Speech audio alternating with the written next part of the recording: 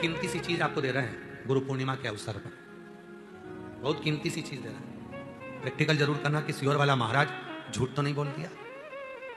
बहुत कीमती सी चीज है, पर हर जगह पर उसको प्रयोग मत करना, हर जगह पर उसका प्रयोग मत करना। उसका प्रयोग करना जब बहुत ज्यादा उलझन में हो, बहुत टेंशन में हो, बहुत तकलीफ में हो, और तुमसे कोई भिड़ रहा है, तुम्हारे ऊपर आक्षेप कर रहा है, तुमको बहुत तकलीफ दे रहा है, और उस समय पर तुम अगर कुर्सी पर बैठे हो, सोफे पर बैठे हो, सिंहासन पर बैठे हो, तो अपने पुरुष अपने सीधे पांव का और महिला अपने उल्टे पांव का अंगूठा पृथ्वी पर टिकाकर अशोक सुंदरी का स्मरण कर ले। उतनी देर में आपका जो मन का टेंशन है, चिंता है, जो सामने उलझन आकर खड़ी है, 7 से 8 मिनट लगता है, धीरे धीरे धीरे धीरे हल होना प्रारंभ हो जाता है। मां त्रिपुरा सुंदरी जब माता अशोक सुंदरी के स्वरूप का दर्शन करिए, मां त्रिपुरा सुंदरी जब मां अशोक सुंदरी के स्वरूप का दर्शन करिए। विद्या, महाविद्या माता त्रिपुरा सुंदरी स्वरूप का दर्शन अशोक सुंदरी। और किस समय पर दर्शन करा? जब मां पार्वती की गोद में माता अशोक सुंदरी बैठी हुई थी, और माता पार्वती जी की गोद में जब अशोक सुंदरी बैठी हुई थी, और त्रिपुरा सुंदरी को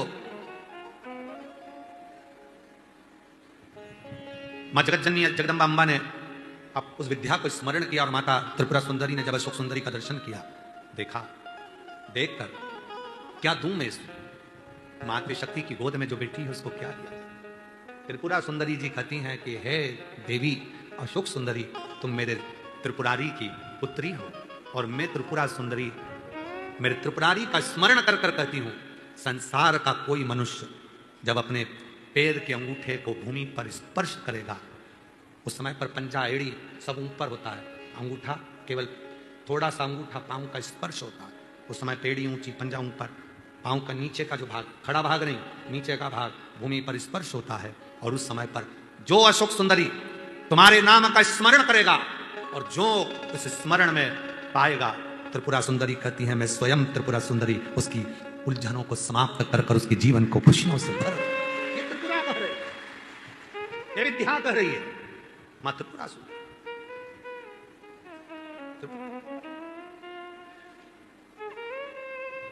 कितना कितना महाराज आप लोगों से निवेदन करें, बहुत विनय। शरीर में रोग आ गया ना, आ जान दो, बीमारी वो बहन से मिलो जिस बहन को सारे डॉक्टरों ने कैंसर कर दिया, शरीर में कैंसर फैल गया, कीमो तक लगवा लिए, डॉक्टर कहा कीमो तक लगवाए, दवाइयां ली, कीमो करवाए, और कितने 7-8 कीमो करवा लिए, तब भी फिर डॉक्टर ने कर दिया 6 महीने की मेहमान। कीमो हो गए, इलाज हो गया, वो अभी आई थी, कीमो हो गए, इलाज हो गया, और फिर डॉक्टर ने कर दिया 6 महीने की मेहमान, घर ले जाओ। घर ले गए, विचार करा, एक बार सीहोर आए, रुद्राक्ष लिया, कंकर शंकर पूजन कर ली, घर गए, लोटा भर के जल चढ़ाना प्रारंभ करा, जल पीना प्रारंभ करा, रुद्राक्ष का जल लेना प्रारंभ करा, फिर विचार करा अब एक बार दिल्ली जांच करा लेते हैं। फाइल लेकर दिल्ली पहुंच गए, और दिल्ली के कैंसर हॉस्पिटल में जैसे ही फाइल दी, और डॉक्टर ने जैसे ही फाइल देखा, जांच करी, और जो जांच करना प्रारंभ करी, अंदर से पानी निकालकर जो जांच करना प्रारंभ करी, तो डॉक्टर ने सारी फाइल नील कर दी। शरीर में एक रत्ती का भी कैंसर नहीं है, पूरा कैंसर समाप्त है, कोई कैंसर। विश्वास। अभी हम उनसे पूछ रहे थे कि बाबा पर तुम्हारा इतना भरोसा? हाँ, आपने कहा था अशोक सुंदरी वाली जगह पर हाथ लगाना, और हाथ लगाकर अपने शरीर पर लगाकर श्री शिवाय नमस्तुभ्यं कहना। मैं रोज करती हूँ, प्रतिदिन करती हूँ। वो करी थी मेरा छोटा सा बच्चा, डॉक्टर ने 6 महीना दे दिया, मेरे बाबू को कौन संभालेगा, मेरे बच्चे को कौन संभालेगा, मेरे बेटे को कौन संभालेगा, जिसको उसका पति गोदी में रखा था। मैं अपने अशोक सुंदरी की जगह पर हाथ रखकर कहती थी बाबा मेरे बच्चे के लिए मुझे प्राण वापिस दे दे।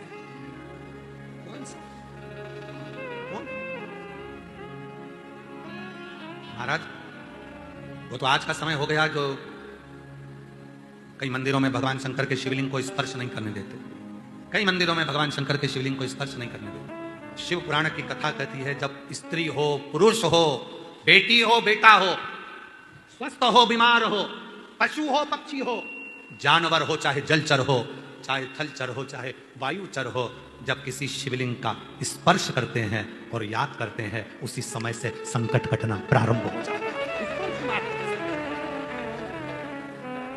स्पर्श, मात्र स्पर्श। क्यों करा जाता है पूर्णिमा का व्रत? पूर्णिमा का व्रत करने का कारण क्या है बताइए? आप इतने सालों से कर रही हो, कई माताएं कर रही होंगी पूर्णिमा का व्रत। एक समय फलाहार करती हैं, एक समय भोजन करती हैं। भोजन में खीर का होना जरूरी होता है पूर्णिमा के व्रत में। दूध की सामग्री होना जरूरी होती है पूर्णिमा के व्रत में। 12 महीने की पूर्णिमा करो मना नहीं है। और पूर्णिमा उठाने का भी समय होता है चैत्री।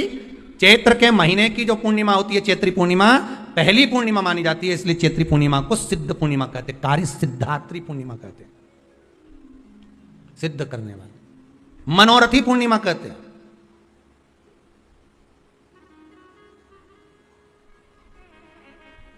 मनोरथी पूर्णिमा।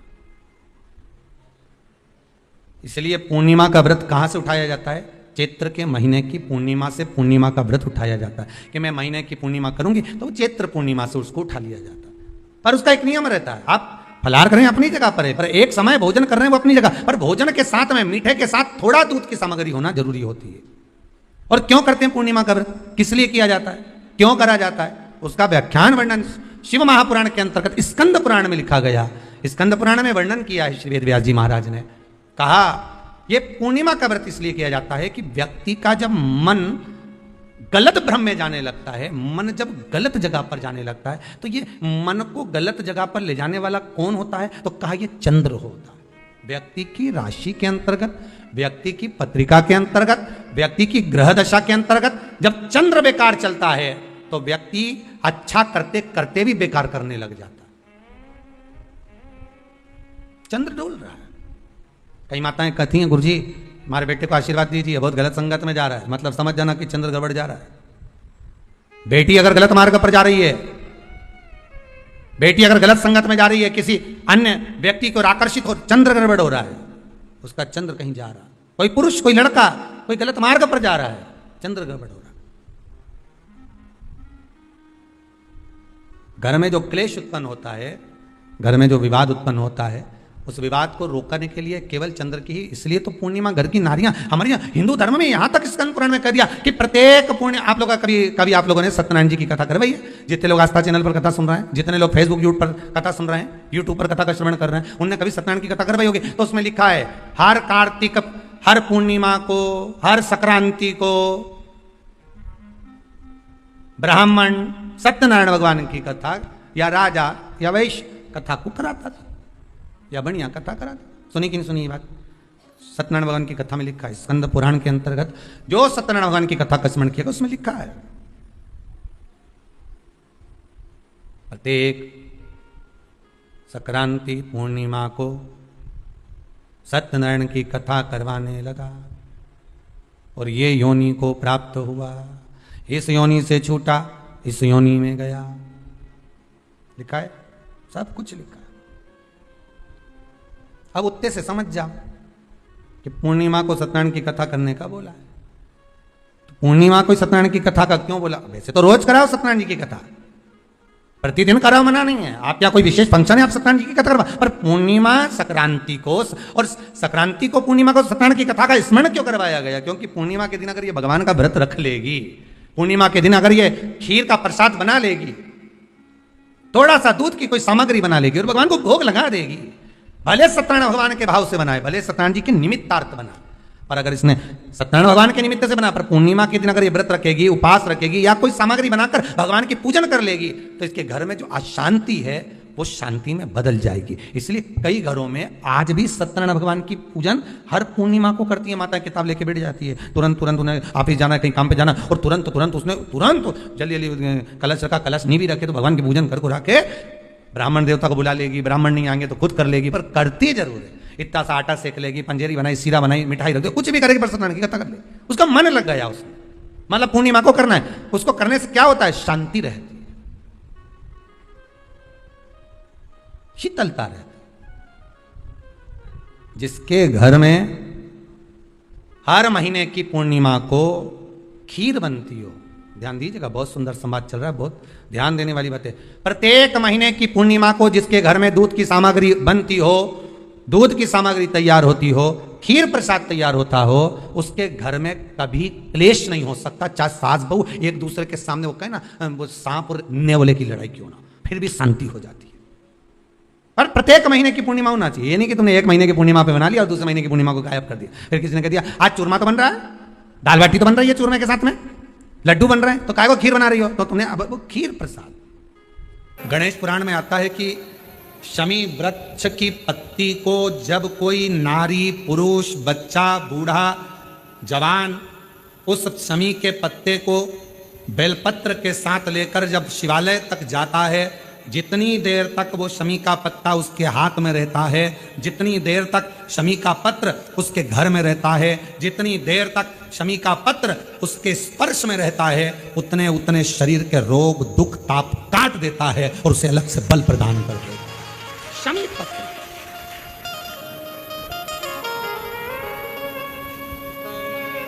जब व्यक्ति का विल पावर डाउन होता है ना, उसको लगता है ये होगा कि नहीं होगा, होगा कि नहीं होगा, उसको 5 मिनट शमी वृक्ष के नीचे चले जाना चाहिए, 5 मिनट, इससे ज्यादा नहीं, या शमी की पत्ती को रख लेना चाहिए। पहले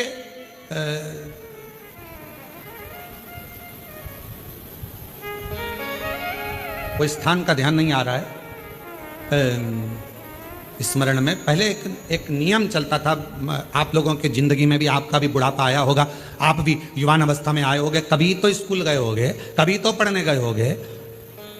सबसे पहले अगर हमारे विद्याध्ययन को निकालेंगे तो हमारे यहाँ एक नियम चलता था कि शमी की पत्ती को किताब के अंदर उसको विद्या के रूप में रख लिया जाता था। बाद में ये नई नई डिजाइन की पत्ती आ गई तो विद्या का पेड़ पैदा कर दिया इनने। अब वो विद्या का पेड़ पैदा कर दिया तो विद्या को रखने लगे। विद्या की पत्ती को लोग शमी की पत्ती समझने लगे, क्योंकि उसमें भी ऐसी पत्तियां निकली रहती है और शमी की पत्ती भी ऐसी ऐसी निकली रहती है। तो पहले नियम था कि किताब के अंदर शमी की पत्ती को रख लेते थे और कहते थे इसमें विद्या है, इसमें विद्या है। विद्या का मतलब क्या, उसको बल मिलता था, एनर्जी मिलती थी। एग्जाम में बैठा, कॉम्पिटिशन एग्जाम में बैठा, जब वो कोई इंटरव्यू देने के लिए बैठा या टेस्ट देने के लिए बच्चा बैठा तो वह खुश होता था, मेरी किताब में शमी, मेरे किताब में विद्या रखी है। विद्या से मतलब, आज के जमाने में लोग विद्या का पेड़ की पत्ती रख लेते हैं, पर रखते क्या थे, जम के बोलो, शमी की पत्ती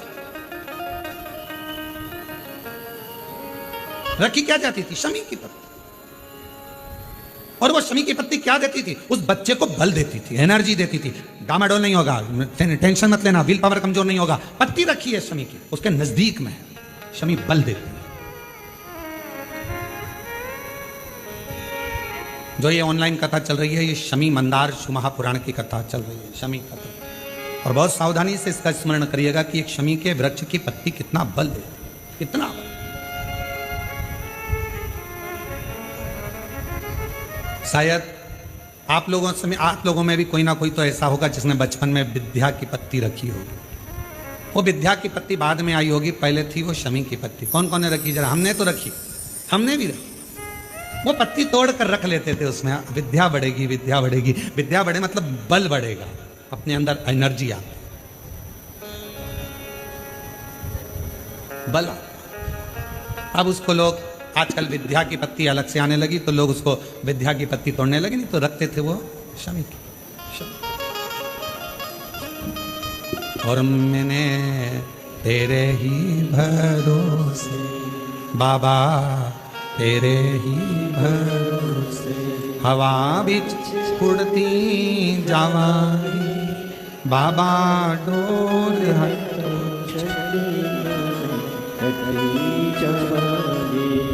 भोले मैं तेरी, शंभो मैं तेरी, हवा बिच उड़ती जावांगी बाबा, डोर तो चढ़ी नामे कटी जावांगी। जैसे शिव का द्वार बेलपत्र, यहाँ शास्त्र कहता है आंवले का वृक्ष, शमी का वृक्ष, पीपल का वृक्ष, बट वृक्ष, ये हमको बल देते हैं। बल होता है ओम नमः शिवाय।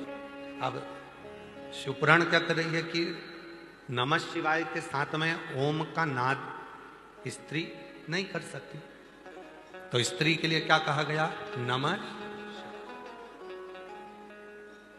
पर शिवपुराण ने बीच का एक रास्ता दे दिया, भटकना नहीं है, शिव को छोड़ना नहीं है। कोई कहेगा नमः शिवाय जपो, कोई कहेगा ओम नमः शिवाय जपो, कोई कुछ कहेगा, कोई कुछ कहेगा। शिव पुराण ने कह दिया कि तुम स्त्री हो, पुरुष हो, बच्चे हो, बूढ़े हो, बुजुर्ग हो, कैसे भी हो, उच्चारण करो श्री शिवाय नमस्ते। इसमें कोई दोष नहीं, इसमें यह विचार नहीं करना पड़ेगा कि हमने क्या जपा क्या ना जपा। कभी मौका लगे तो अपनी जिंदगी में जप कर देखिए, क्या देता है श्री शिवाय नमस्तुभ्यं। श्री का मतलब होता है लक्ष्मी, श्री का मतलब होता है राधा, श्री का मतलब होता है सीता, श्री का मतलब होता है वैभव, श्री का मतलब होता है पार्वती, श्री का मतलब होता है सरस्वती, श्री का मतलब होता है श्री विद्या, श्री का मतलब होता है त्रिपुरा सुंदरी, श्री का मतलब होता है ललिता, श्री का मतलब होता है बगलामुखी, श्री का मतलब होता है कमला, श्री का मतलब होता है धूमावती, श्री का मतलब होता है जो साक्षात जगत को भंडार देने वाली जो अन्नपूर्णा है वो श्री है। और जब हम श्री शिवाय नमस्तुभ्यम बोलते हैं तो संसार की कुल देवी, सारी देवी, जितनी शक्तियां हैं सबको नमन करते हुए शंकर का नाम लेकर प्रणाम करते हैं। तो हमारे अंदर एक ऊर्जा है, वैभव की प्राप्ति, धन की प्राप्ति होती है, संपदा की प्राप्ति होती है, वैभव की प्राप्ति। श्री शिवाय नमस्तुभ्यं, श्री शिवाय नमस्तुभ्यं, श्री शिवाय नमस्तुभ्यं, श्री शिवाय नमस्तुभ्यं, श्री शिवाय नमस्तुभ्यं, श्री शिवाय नमस्तुभ्यं, श्री शिवाय नमस्तुभ्यं, श्री शिवाय नमस्तुभ्यं। एक उच्चारण जब हम करते हैं, लक्ष्मी हमारे घर में प्रवेश करती है। एक उच्चारण जब हम करते हैं, श्री वैभव हमारे घर में प्रवेश करता है। श्री वैभव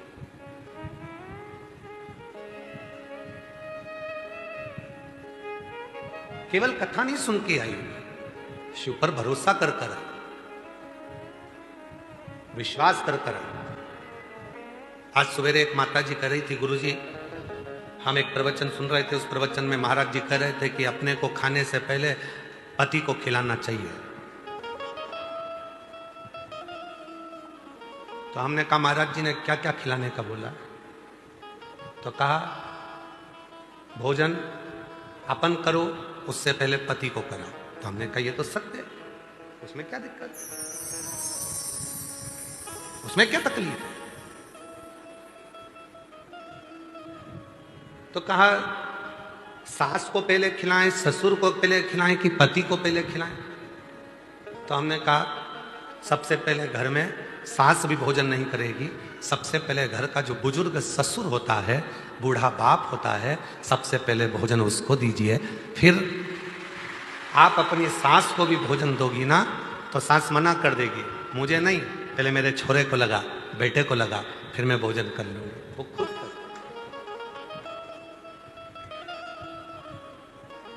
फिर उनको दीजिए और दिल से सारी चिंता को मुक्त होकर। पहले भी कहा, फिर कहते हैं, शिव महापुराण की कथा पंडाल में सुनने के लिए उस दिन जाना जिस दिन तुम्हारे अंदर शंकर जी के प्रति विश्वास हो जाए। विश्वास तो जा, वरना मत जा। टाइम बर्बाद तो बिल्कुल मत करो। जिस दिन तुम्हारा विश्वास पूर्ण हो जाए कि हाँ मैं शिव पुराण की कथा सुनूंगी और बाबा मेरी झोली भरेगा, विश्वास है तो शिव पुराण की कथा में जाओ, वरना फिर अपने घर पर बैठो और आइसक्रीम बना बना के फ्रिज में रख के खूब खाओ। टाइम बर्बाद मत करो। सब जा रहे हैं तो हम भी जाएंगे? नहीं नहीं नहीं, बिल्कुल मत आओ। विश्वास है मैं जाऊंगी, एक लोटा जल कंकर शंकर की भूमि पर चढ़ाऊंगी, 5 कंकर बीन कर मैं पूजन करूंगी, शिव जी को नमन करूंगी, 108 बार श्री शिवाय नमस्तुभ्यम बोलूंगी और 5 दिन की शिव पुराण की कथा सुनकर आऊंगी। मेरा बाबा जो मैं मांगूंगी वो मुझे देगा। तब समझो कि बाबा ने कृपा करना प्रारंभ